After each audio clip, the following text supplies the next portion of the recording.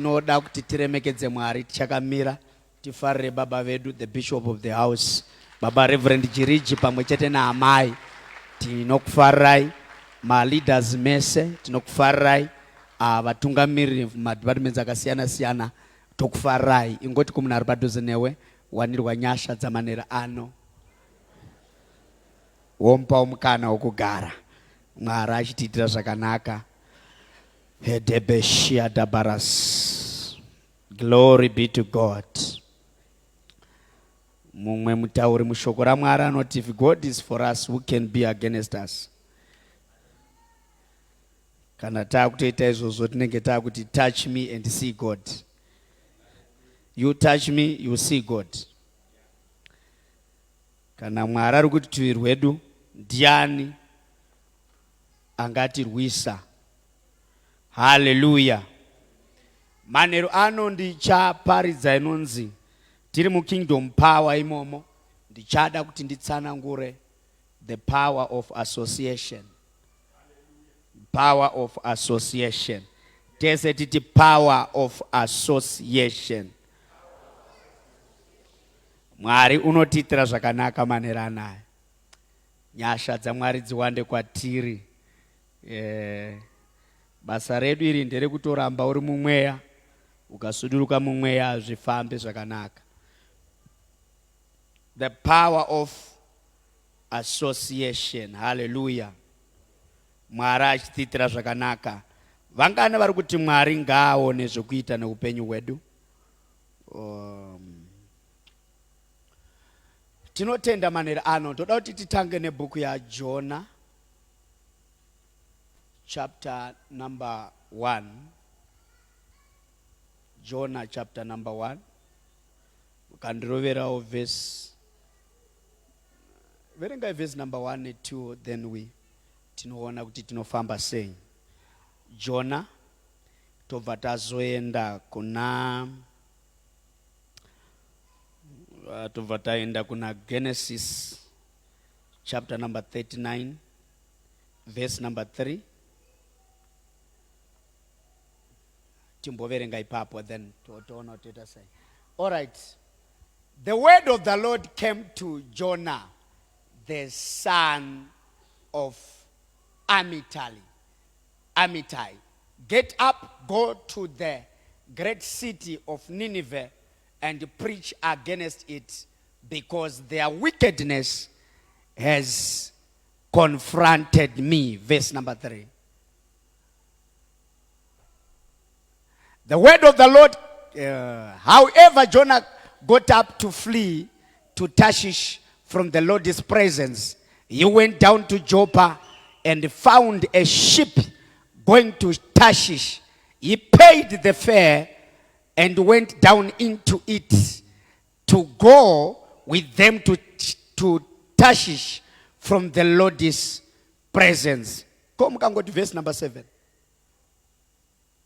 Number 7.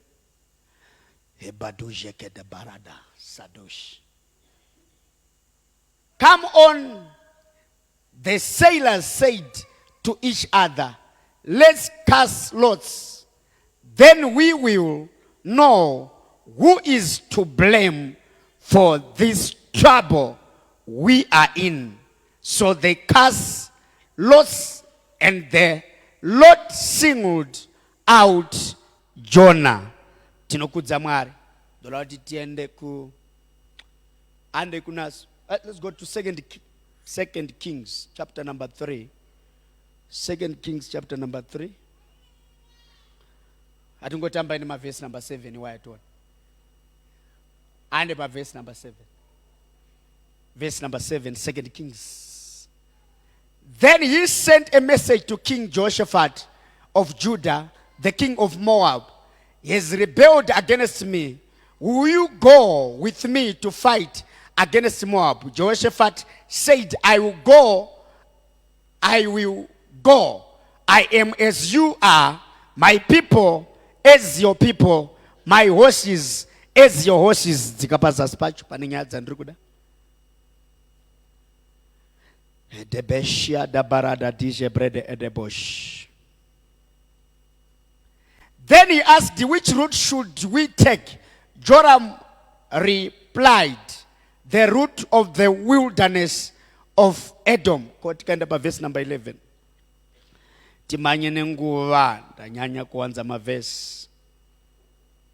But Jehoshaphat said, is not there a prophet of the Lord here? Let's inquire of the Lord through him.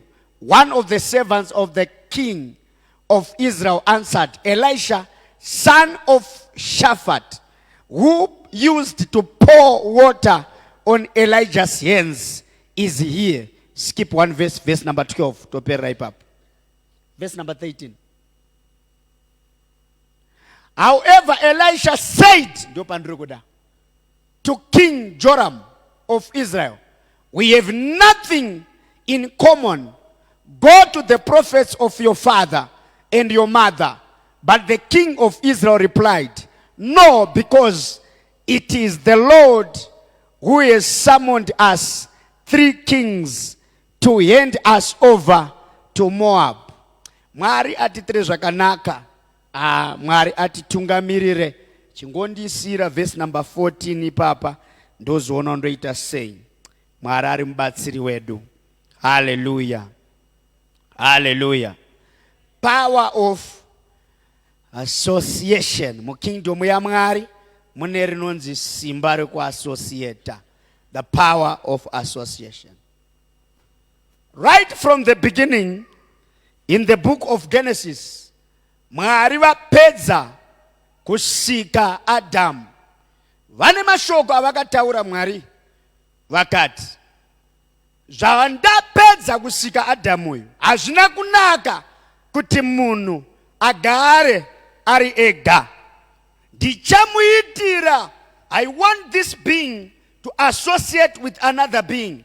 Ndichamuitira mumwe mubatsiri achamubatsira.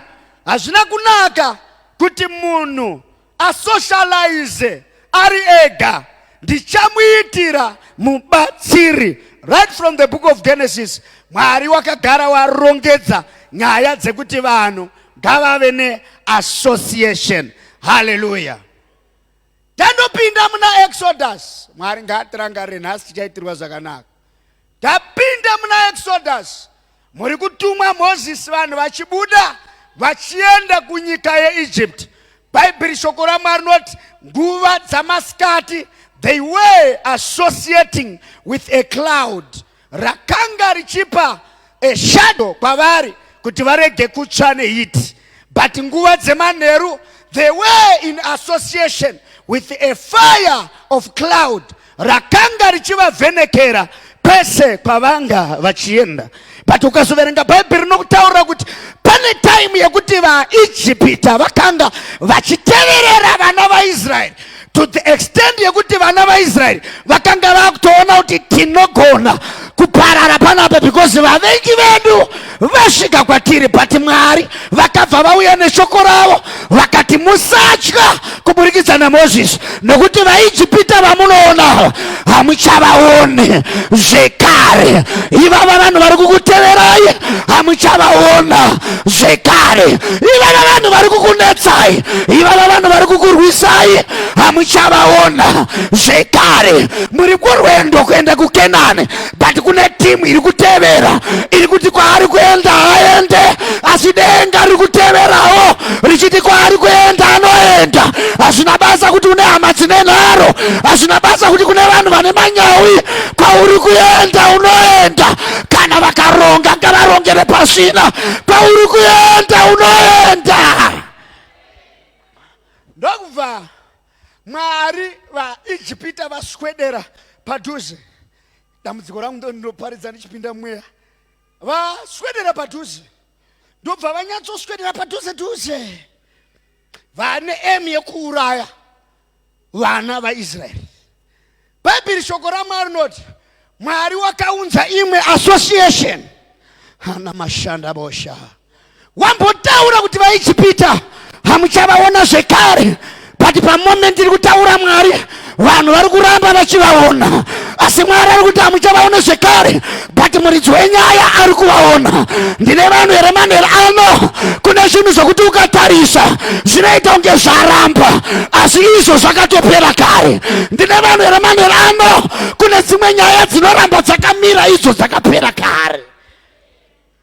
Mwari ndokubva vashumudza mumwe mutumwa, ndobva auya hedebeshia baladeza brade edebosh, ndobva auya pakati paIsraeri neva Egyptians, ndobva Mwari amira pakati pavo. Ndine vanhu here panapa? Pastor, ndipewo vanhu 3, ndipewo vanhu 2, ndipewo vanhu 3. Kato bradisha brothers, I just want 3 people. Madosh tebelida brade edebosh. Titsanangure zvinogona kuva nesense kune mumwe munhu, nokuti vanhu vedu vakajaira drama rana mutiro wafanza, vakashaya nyaya dzinotaurika dzine drama mukati, hazvivaitire zvakanaka. Ndine vanhu here panapa? Madeshebele lebaduje kete brade edeboshi labalia baradeza, in the name of Jesus. Ava ndo vari kuda kuti vayambuke gungwa vaende kunyika yeKenani inoyerera uchi nemukaka.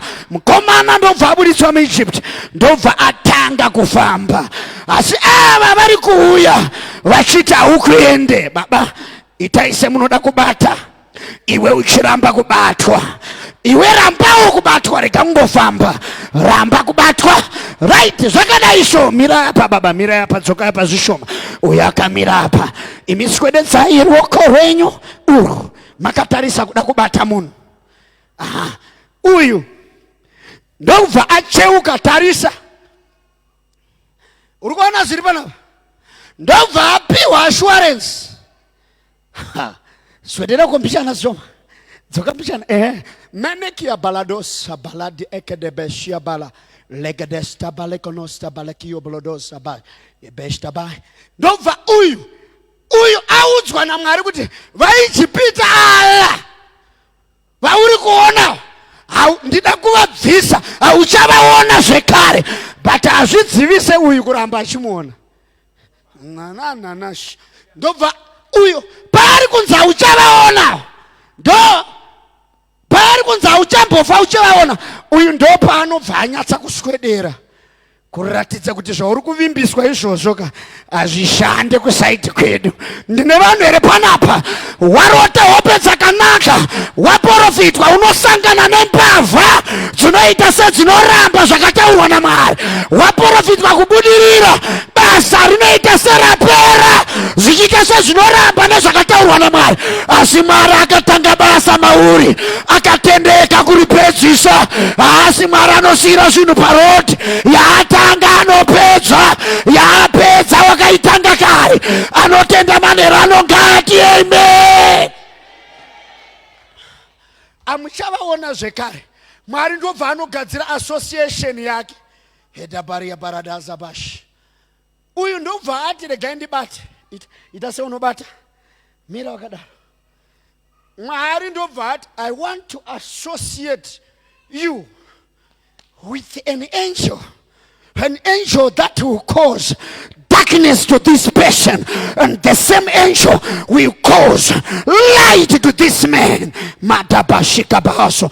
Bari ndobva vanovhomora mutumwa, ndobva vauya naye kumunhu akapromiswa. For the promises of the Lord are yes and amen. For the promise of the Lord are yes and amen. Ndobva vatora mukomana, ndobva auya pakati pavo, vaamira. Uku ndobva kwaita rima serinobatika. Hai, ndo Mwari wati unamata, ndiwo unamata. Ndobva kwaita rima, mirawo semunhu anoitisa rima. Avamira, avaitisa rima. Uyu achamuona, asi uyu ari kunoku kwake kwakazara chiedza. Ndichiparidza manheru ano paassociation yezvemweya, vavengi vako ngavapinzwe murima, vavengi vako ngavapinzwe murima. Vanokutevera ngavarasiswe eyesight, havagone kukuteverera kubva nhasi. Kana vakakutsvaga havakuwane, kana vakakuvhima havakuwane. Zita rako ngarirambwe naro. Kana ndarireverera panopinda remwana wake, ndanamata manerano nezita raJesu. Amira panapa ari kuti hakuna hausvike, haulume, usambuya vako vane nharo newe kuti hamulume pamwana wangu, hamulume pamurume wangu, hamulume pabasa rangu, in the name of Jesus. I want you to be associated with the Angels. vanapita vari mujeri, rambai makamira ipapo nhasi muchapfidza. Vanapita vari mujeri, vanapita vari mujeri, hebeli ya paradise. Pauchagara pasi, zvako zvese zvinobva zvagadzwa pasi zvanga zvichinetsa. Vanapita vakabatwa, vakapinda mujeri, ndobva zvadeclarewa kuti mangwana Peter gonna die. Ndobva aiswa a death day netime yekufa. Denga ndobva rauya pakati peusiku rikati I stop that satanic nonsense, I stop that satanic harassment. Zvinonzi denga ndobva ranomhara mutirongo muna Peter, ndobva rati Peter muka. Peter ndobva amuka, zvikanzi ngatibude panze. Kana tauya kuna akavharirwa anofana kubuda panze. Hatina kuuya kuna akavharirwa kuti arambe akavharirwa. Kana pana akavharirwa ari pano anofanira kubuda panze. Ndinokupa mweya unokubudisa panze kudarika pawakavharirwa, in the name of Jesus. Ndakuna associate nengirozi inoti ikauya munhu unobuda mujeri pasina maki. Hai kana enene shia balados higodia baladazada namoshadash ikoko ku dimension ikoko ndokwatino driver motokari dzisina petrol. Nigaba hedebe ridosh tabali tabas. Ndine vanhu vari panapa manhu ana in the name of Jesus. Ndobva vapiwa mukana wekuasociata nengirozi dzakamubudisa mujeri. Chechi nditerera manhu ano reason association yesimba rechikuriri inofana kubata upenyu hwako, not ordinarily but extraordinary. I want you to live in the supernatural where you command things to happen. Tave nemumwe murume mugomo tichinamata, ndobva ati pastor vana vadzorwa kuchikoro, vana vake vanodzidza nevarungu. Zvikanzi pastor pa very expensive school kwamutare vana handina kana mari. Ndobva taenda mugomo, ndobva taenda pamusorosoro pegomo. Pane kunonzi kunamata mugomo, kwete kunonzi kunamata pamusoro pegomo. Ndobva taenda pamusorosoro pegomo, nokuti kune vamwe vanoenda mugomo vachiperera pasi pegomo, vane mweya wepasi pegomo. Ikoko Mozisi haadzike manje. Mozisi haadzika, haasi wokuti unomuna achikwira gomo. Varume ava vanowanika mugomo, kwete kuwanikwa vachikwira gomo. Ndine vanhu here panapa. Ndokubva taenda pamusoro pegomo ndokutanga kunamata. Tichinamata hatina chatakaona, hatina chatakanzwa. Basi kusaona ndokuona kwacho, kusanzwa ndokutonzwa kwacho. Chatakangotenda ndechekuti zvatanamata zvaita. Ndinotsvaka chechi inotenda, haitsvake evidence, inotsvaka nyasha dzekutenda. Ndokubva adzokera kumba, ndikati pfugama, warangariwa. Ndobva adzokera kumba, ndobva asvika paroadblock panyazura, ndobva amiswa nemapurisa. Ndobva ati regai ndipfeke bhachi, kuri kutonhora amanero. Bhachi ndobva rabvira moto. Moto mumota. Neanga achida kubvunza license haana kuzobvunza. Ndine vanhu here panapa. Amen church. Ndoda kuti upinde mumweya wandiri. Kune zvimwe zvinhu zvokuti Mwari akazviratidza. Vanga vaine nyaya dzavo vanoisa muhomwe, vanga vaine zvavanotaura vanonyaradzwa. Jehovha ngaanyaradze vavengi vako, ngaavadzivise pakuita kwavo, in the name of Jesus.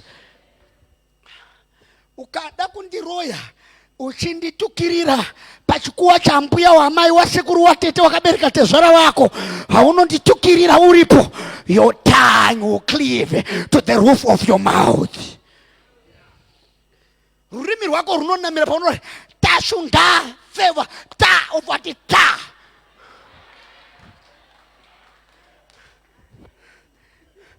Mani vanondichiparidza panapa ndinomuremadza muroiye. Ndomuremadza nokuteerera iye.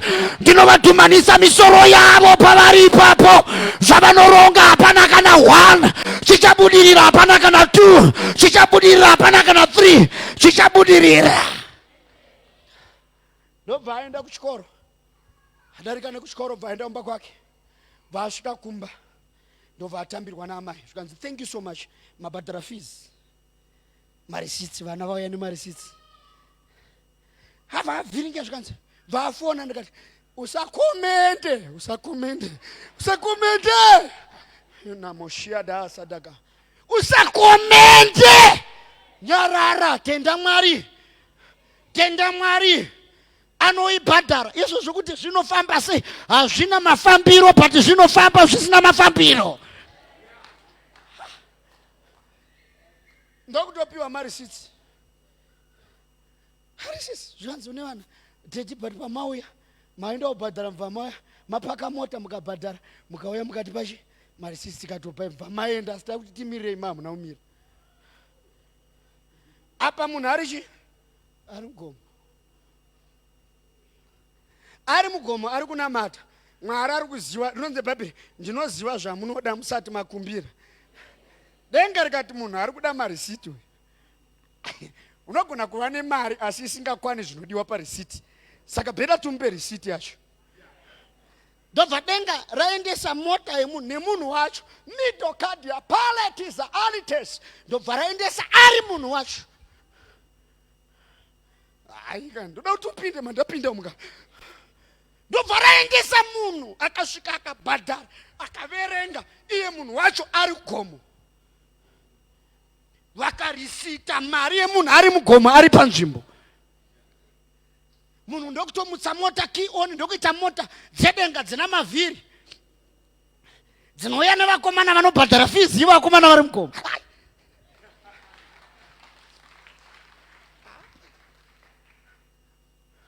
Ukandonamata zvakanaka unogona kuona munhu anodisappear pamba pako. Angels can appear and disappear. Rimwe zuva Philip ashaya transport yekundoparidza tiFhilip. Bible rinobva rati ashaya transport rinongoti and Philip, is it Philip, was found in Azotus.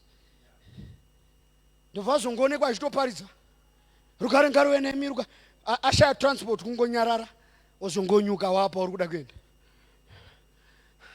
Mazuva ano vanhu vari kutya satanism kudarika Mwari, vari kutotenda satanism kuti ine power kudarika Mwari. Hakuna satana ne power kudarika yaMwari uyu. Kunyange une muroyi ane nyanga 7, ina nditodi nyanga ndokuridza ndisina kana 1 yatinayo. Patinofamba Bhaibheri inoti anoita varanda vake mirazvo yemoto. Tinotori moto, mhepo inofamba nepainoda napo. Unonzwa inzwi rayo hauzive kwainobva nekwainoenda. Mumwe nemumwe wakaberekwa nemweya akadaro kuti ave mhepo. From today you become unpredictable. Ndati from today you are becoming unpredictable. Hapana chichapredicta kuti zvichafamba sei, but nyasha dzichakurangarira. Unoziva here kuti kune zvinhu zvokuti Mwari akakurangarira unoswera uchichema. Hazvipupurike.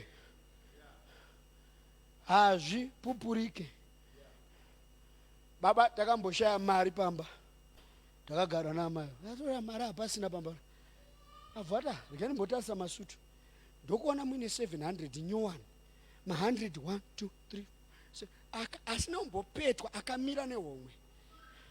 Ini ndichinyatsozwa semfundiso kumaruzevha hakuna kwaunoiwana mari iwe. Vanhu havachatenda divine supply. Zvakuita kunge Mwari wacho akachinja pane watainamata kudhara, ainamatwa kudhara. Ndine vanhu here pana. Amai we, unozwa nguva ihondo kune vaiti, kune waitonzwa kuti nguva yepaDRC kune vaitorohwa vachifa uriko. Umwe achitoapply kuti ndoda kutouyawo ikoko, I hereby apply to come there. Vachitonzwa kuti mwana ningi akatofa, vamwe vatoudza kuti kutofa kwake kutopiwa isu toda kutopindawo pamaposition iwayo. Titenderei tiuyewo ikoko. ndovakomana vatoenda vototanga kutorwa tauya comrade zvatauya hatichadzoka izvo comrade ava vada kutopracticirawo ipapo vamwe vachienda but pane vamwe vanongopukunyuka iwe ndoda kuti upukunyuke panoparara vamwe iwe pukunyuka piwa mweya wokupukunyuka panokuwara vamwe kune mota dzemweya dzinotakura vanhu vemweya kune simba remweya rinotakura vanhu vemweya Elijah akati achiburuka mugomo mumount Carmel memwe adzika pasi ndobva atichiudza Ahabu arowe pasi Ahabu ndokumhanya nebhiza zvinonzi Elijah wakapihwa supernatural speed akamhanya kudarika bhiza wapiwa mweya wespeed wekuti vari mberi vanofanira kuva shure kwako iwe zvinhu zvako zvakagarisa kwenguva yakareba unofanira kuti uwane supernatural speed iko zvino nezita raJesu ukaasociata nemweya wesupernatural speed zvakatora vamwe 20 years iwe unozviita in 3 days vamwe vanotora 20 years kutenga imba iwe unoitenga nemwedzi 1 kana zvikasava zve1 day rugare kuna anotera ndoda kuti denga rimbobhajetera iwewe imbobhajeterwa pinda mubhajeti yedenga rega Mwari vakurongere metsi dzawo vakurongere bhajeti yedenga upinde mubhajeti yedenga vana vaIsraeri vakachema vari mu wilderness vachiti tafa nenzara tinoda nyama Mwari akati Moses zvinombonetsa kugungwa ndobva kwabuda zvihuta kugungwa zvakabuda kwete kuenda musango zvinotori nepfungwa dzekuenda kuvanhu vari kuda nyama zvikatobhururuka zvikatoenda kuvanhu wacho vari kuda nyama tasvika tauya kwayo mukutida zvototi vanhu vachibata vachibika kwete kumhanyisa neshamu kana kuteya neurimbo kubika zvihuta zvabva mugungwa raMwari. This God is the same God. He can provide for you in the law of association. Mwari ngaakuassociate nemhinduro yako. Mwari ngaakuassociate nemhinduro yako. Marangariro.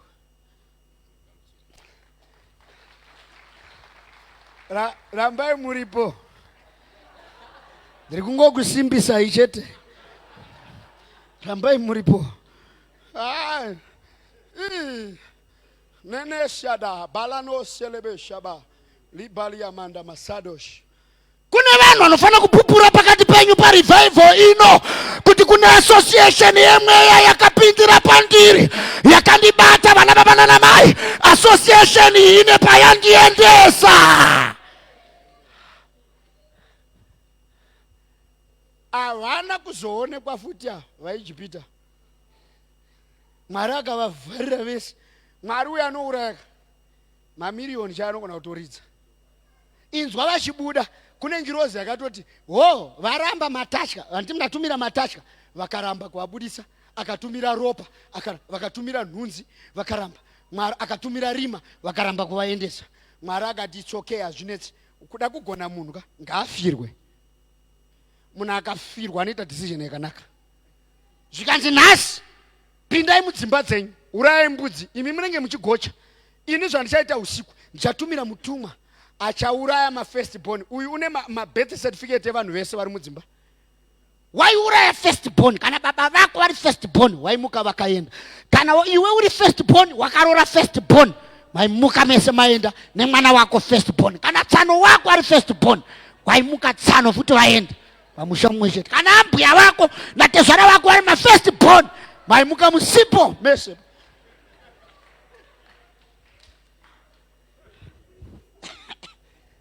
ada hake Mwari kuti vanhu vayambuke anogona kungotamba yese ndati kana Mwari akuda kuti munhu ayambuke anogona kungotamba yese mutendere Mwari atambe yese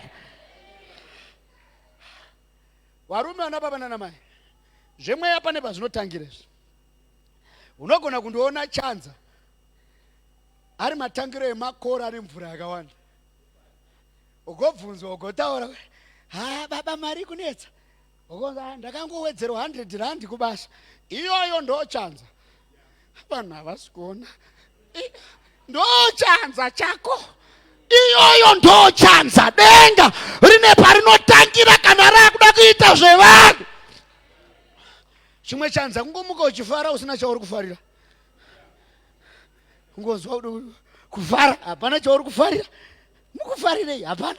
Asi ungonzwa kacho ichanza chekuti Mwari ane zvaanoda kuita pakati pedu. Mwari ngaatipe masignal anosensa zvinhu zvinoda kuitika pakati pedu. Ndo pari kunzwa neBhaibheri. Elisha responded, as the Lord of hosts sleeves, I stand before him. If I did not have respect for King Jehoshaphat of Judah, I would not look at you. I wouldn't take notice of you. Ari kumuudza kuti zvakaitika ndezvekuti vana vaIsraeri vakanga vakurwiswa nevaMoabites. Vakurwiswa vada kutoparadzwa. Ndobva Jehoramu aenda kunotaura na Jehoshaphat mambo wa Judah. Jehoramu ari mambo wa Israel. Ndobva shamari ndibatsirewo kundorova vanhu avo. Bhaibheri shoko raMwari rinoti vachienda for 7 days vabatana nemambo weEdom. Vachienda for 7 days vakashaya mvura. Mombe dzavanga vainadzo dzanga dzakuda kufa. But the power of association chavakagona kufamba nemuprofita pahondo dzavo. Ndobva vafamba nemuprofita rugare kuno anotenda. Pakati pavo vari 2, muprofita ari kune imwe nzvimbo, ivo vachifamba but vari musame territory. Bhaibheri shoko raMwari rinoti mambo wa Judah akabvunza kuti hakuna here munhu waMwari muguta. Zvikanzi aripo. Zvikanzi handei kwaari tione kuti tingabatsirika sei pamusoro pekuti mombe dzedu dzinwe mvura. Kunotsvaga mvura kumunhu waMwari. Hapana matsime, hapana chii. Ndobva vasvika ikoko. Iwe shamari enda. Mira. Iwewe shamari tipfuure mberi. Ndiwe chakaipa kunzi ita drama uchinzi ndiwe imbwa. Iwe mira. Ipapo ramba shamari unotambidzwa mweya usiwo. Vavirava chuye panapa mambo. Vavirava ndokuti regai tiende. They are in association. This is the king of Judah. This is the king of Israel. And this is what? This is Elisha. Bhaibheri shoko raMwari rinoti vakabva vaenda chiuyai varume. Asi ane nyaya ndeushu. Ndobva vaenda kuna mambo. Mambo mirawo samambo mazuva. Uri kutopiwa umambo. Ndobva vasvika kuna mambo vasina territory yavari kutonga mazuva ano. Tererai chechi. Vasvika ipapo. Uyu ndokubva ataura nyaya yake. Kati tibatsireiwo. Tinoda kuti tirwe hondo tikunde.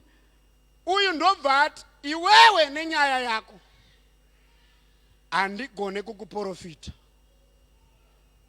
Iwe handigone kukuprofita. Inzwa wanze power of association. Asi nekuda kwaJehoshaphat wawauya naye ndakuprofita.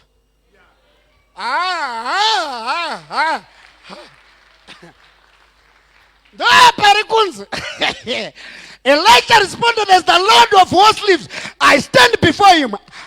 If I did not have respect for the king Jehoshaphat of Judah, I would not look at you. I wouldn't take notice of you. Bye. Weuya uri wega handaigona kukurangarira kana kukuprofita. Asi murume wavauya nayo. Iye murume uyu. Murume wavauya naye anotori nemamwe mashoko akataura. Inonzi Jehoshaphat akataura akati, tendai muna Mwari mugosimba. Mugotenda kuvaprofita vake. Mugobudirira. Ndiye murume waakaenda naye kumuprofita wacho. Zvikanzi nekuda kwemurume waauya naye ndakuprofita. Asi kana uri wega handiprofite. Ndinoda kuti Mwari akusanganisa nevamwe vanhu vekuti kunyangwe zvinhu zvako zvichiramba, ivavo vanhu vakauya zvinobvumirwa. Kunyangwe nespirit realm inoresponda nekuda kwevanhu wawafamba navo, nekuda kwevanhu wawauya navo. The spiritual realm respond to the people who are favored by the spirit. Ipapa chete baba tokona kutenda kumba. Dei wanga wauya wega uyu anga asingaprofiti. Asi munhu wawauya nayo ane mweya wokuti wauya naye wese ngaaprofitwewo.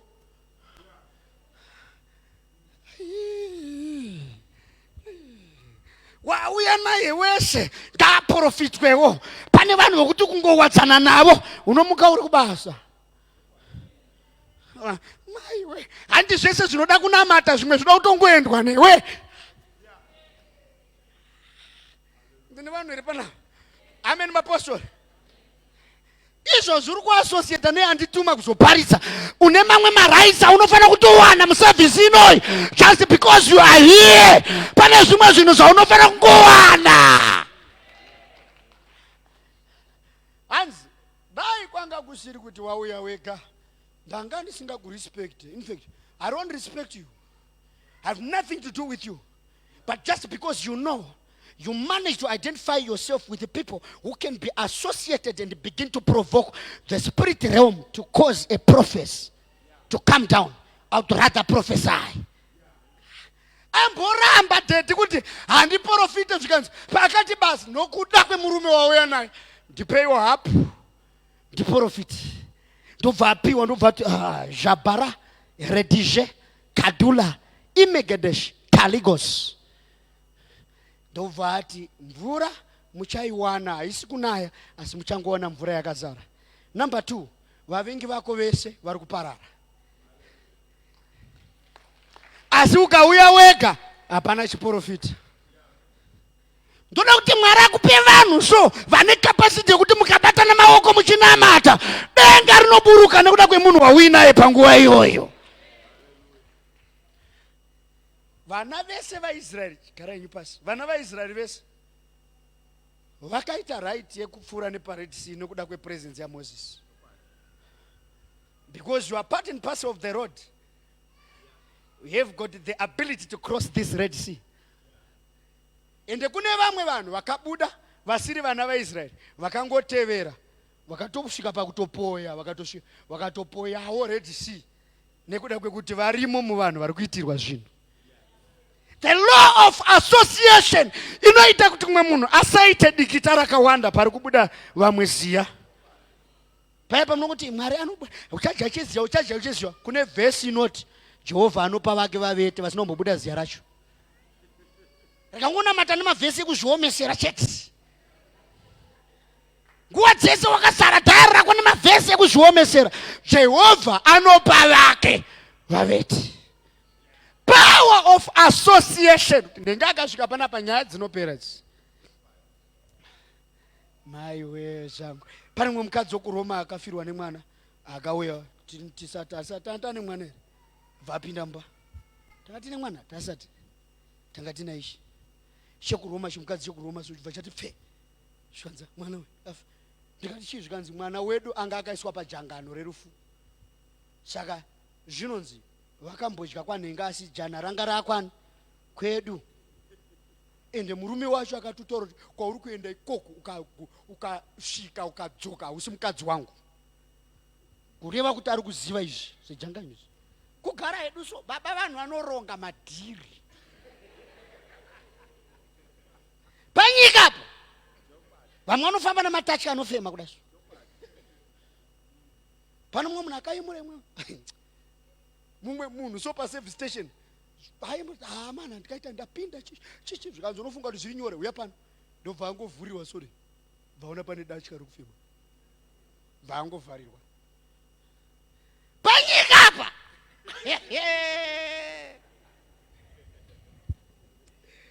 Asi Mwari wedu ane simba. Ukatibata unosangana na Mwari. If you touch me, God will show up. Ndobva asvika mukadzi wenda saka zvino kana madai zvimukwene mwana unonyatsa kuti panapa ukureme kati rekai tingonamatawo. But papo mweya akatudza zvinhu zvisingaite kubhiliva mfundisi. Because mweya unozwa sometimes you look stupid kana wakuita zvinhu zvemweya. Because vanhu vanouya kunamata vaine maanza kudhara. Vatori nenzira dzekuti ndopora so sufamba so adonamatirwa zvokuzvimba musoro ukangomuti zvaita kuti aiwa kana mbonyatsosheka musoro wacho. Saka ndobva ndati kune ava gadzirai instant porridge. Instant porridge. Tipe mwana. Hata ngati aiwa kana wakaroorwa unongogadzira mani chiko naye. gadzirei torei poriji isei pamuromo wemwana angogara maminitsi vatoda varotanga kwakutojiswa poriji kwakutorarama. Ndobva ndatora dhugu baba rekuchechi taitengesa madhuku akanzi FM. Ndobva tamuti sunga iri kumusoro uende naro kumurume wako. As long iri riri kumba kwenyu hapana mwana achafa.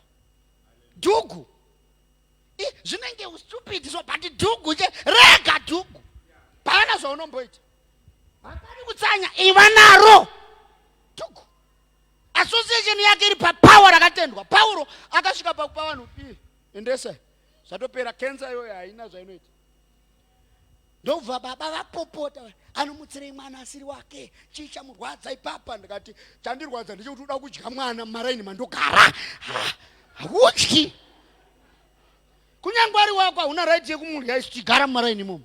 Pane zvinhu zvaunofanira kudzivisa just because wakaroora ikoko, just because wakaroorwa ikoko. Handine vanhu here panapa.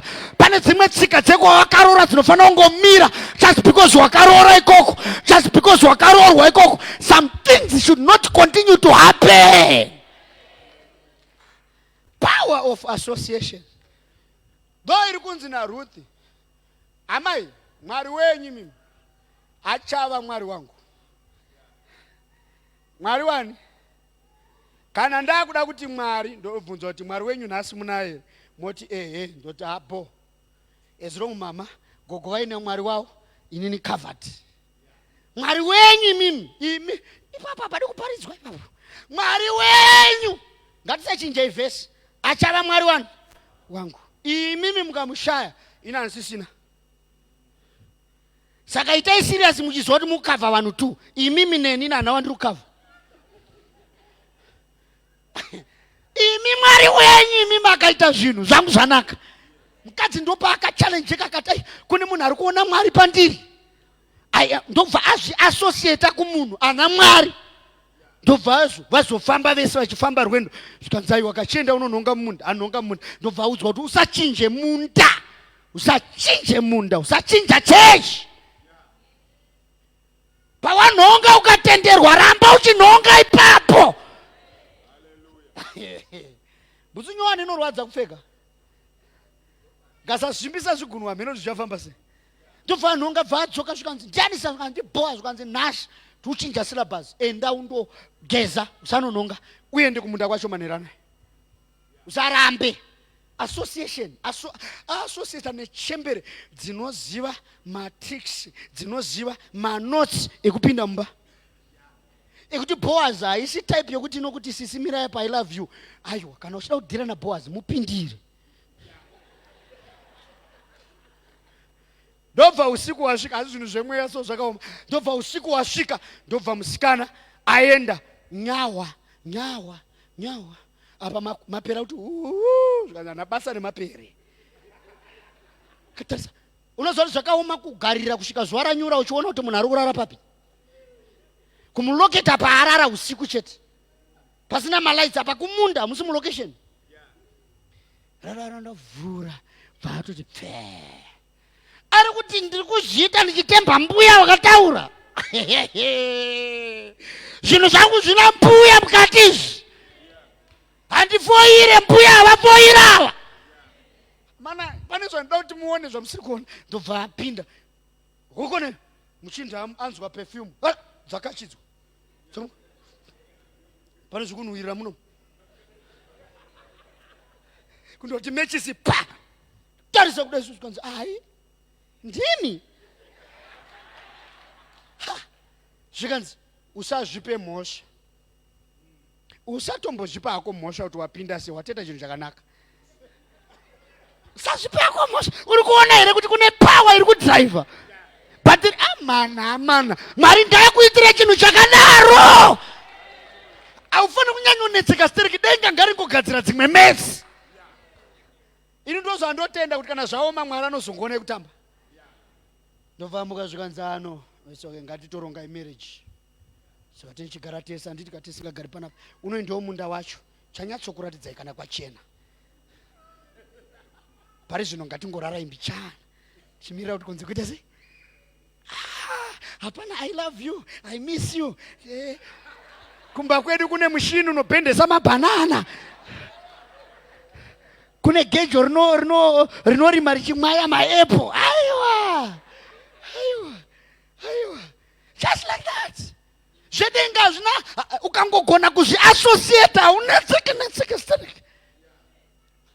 Ndokubva Makusena achimuka kwakutongodzokera kumba zvikanzi ataonana marriage panapa ngachiona Mwari akuuya. Denga rekubva rati Jesu afunga zvokuti auye panyika panapa. Ndobva raenda ikoko unoti Boaz na Ruth vakabereka Obed akabereka Jese akabereka David. Iri ndo rudzi rwaJesu Kristu. Ndobva anopinda neassociation. Kuziva kuti dzimwe chembera dzina basa idzi navakadzi vasina kufirwa vana basa ane basa ichembera yakafirwa. Ndokundoona zvinhu zvake kwakuzviassociate nepane breakthrough yake gona kusenza pane breakthrough yako. Chinhu chakaipa panyika kupotsana nezuva rekurangarirwa kwako nenyaya yekusaziva vanhu vokuswedera mudhuze. Uchavhunduka kudenga kuti zuva rausina kugamuchira nhingi bebe wakaramba ndege yako che. Maakudenga unza amai uya pano hamusi murombo imi. Tarisai panyika imba makaramba iyo kambani makaramba. Takairamba papi? Makaramba kugamuchira munhu makaramba unamatigwa zuva re. Ndopa makazviramba pa. You cannot control God. God will control you. Ele chinonetsera zvinhu zvemwe it's unpredictable. Anything can happen in the name of Jesus. Hallelujah. Ndinoda kuti Mwari akurangarire iwewe. Fambawo nevanhu vokuti chiprofita hachinetse kuburuka. Famba nevanhu vokuti hope chaidzo hadzinetse kuburuka. Pane vanhu vokuti ukangorara nawo so unovhumuka. Hey! Unotanga kuona chimwe chinhu chichuwe chiti. Sidya vanhu mugomo richuwe kwauri. Wozwa kuti hope idzi. Unozwa kuti kune vasikana vebasa kuti akangowana basa pamba penyu chete 1 month munochinja munotenga mamwe maplates manyowani. Pro nenge keyboard.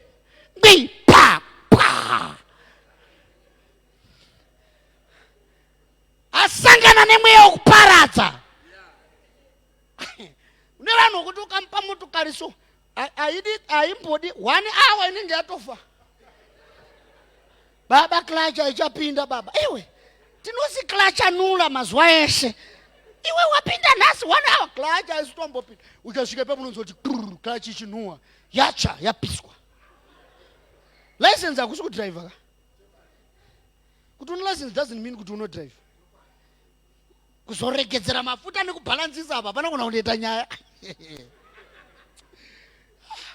Baba rimwe zuva ndiyo rimwe zuva so takarara takanzi nemumwe munhu watainamata naye anga achidhiraivha rori redu achitakura mabhere efocha. Zvikanzi mufundisi taimuda stereki dhiraivha iyi. Zvikanzi ndaita muchato hama yangu iri kuchata. Ndikati toda kumufadzawo ka. Ndikati nhasi isusu madha muchabuda. Zvikanzi hatibudi. Ndikati nhasi buda chakupa mota yamadha tokupa yangu. Ndobva tamupa mota yangu ndandine terano havane Nissan Self. Ndobva tati endesai kumuchato isu chasara edu tiri pamba. Izvo hatina kana kunamata kuitira kufadza vanhu. Handiti kudenga kuite zvokufadza chaunga manje. Baba ndobva vabuda vaenda. Abva marusape akusvika paChristmas pass. Mota yangu iya yapiwa umwe mufana anodhakwa anoputa mbanje. Uyuwo ameno kuti ari kuita nezvei akudhiraivwawo. Ndobva vasvika papasi pai accident boom. Iwo futi boom.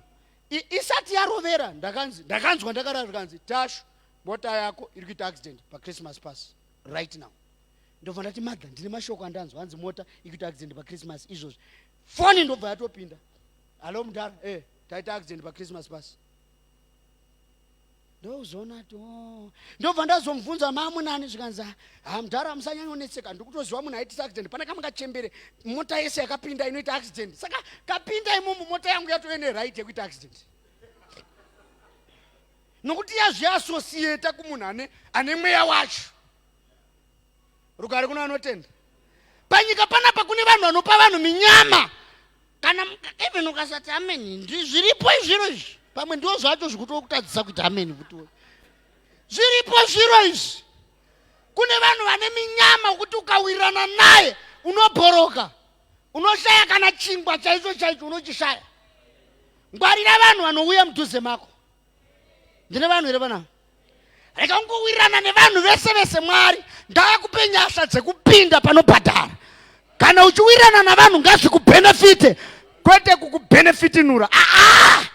Ngazvive nemabhenefits pakunamata kwako. Njera. Unogona kurarama nemunhu ari kukuteverera kuti anyatsokuona pekukuurayira chaipo. Musakanganwa kuti Judhasi waitochengeta mari yechechi achifamba naJesu. Ari iye ada kutotengesa Jesu wacho. Atoona kuti mari offering yedu ishoma pane kutengesa Jesu. Tikatotengesa Jesu toona mari yakawanda.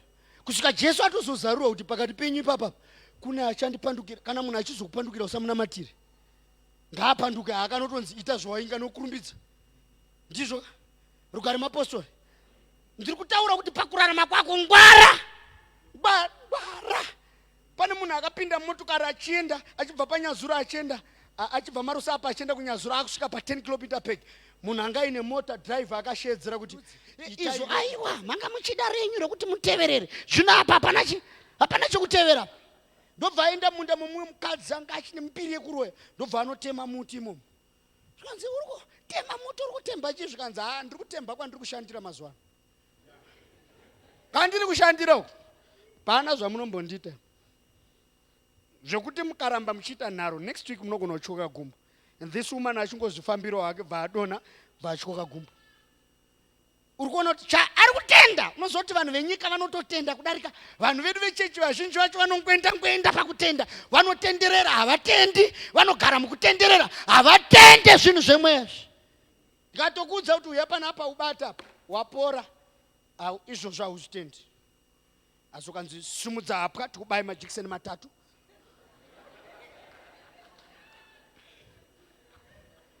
Warowa 3 kunoti koi asarei koi.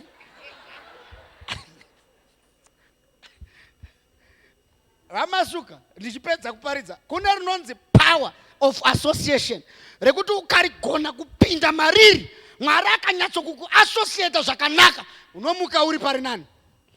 In the name of Jesus, hallelujah. Ndichipedzisa kuparidza mukatarisa Jona atumwa kuNinevhe. Ndobva aramba vaenda kuJopa vabhadhara mari yake vatiza kuenda kuTashishi. Mwari akatumira mhepo inopenga. Vanhu vakarasa hembe dzavo dzavaifana kuchinja kwavari kuenda nedzavada kutengesa nekuda kwaJona. Kune vanhu vokuti vakauya mubhoti rako hembe dzako dzinopera. Hembe chaidzo unopererwa maiwe zvako unopererwa nehembe dzangu dzingopera zvinzwisa. Vanhu vauya muassociation mako namata uzive vanhu vekuunza musaidi mako mudhuze newo. Power of association inokusimudza to another level of life. Dzimwe ndufu haunzvenge nekuti wanamata, unonzvenga nekuti une vanhu wawawirirana nawo wane mweya wokurarama makore akawanda. Saka nekuda kwemweya uri mavari, mweya iwoyo unopedzera wakutoraramawo pauri. Inenge yakunzi impartation by association.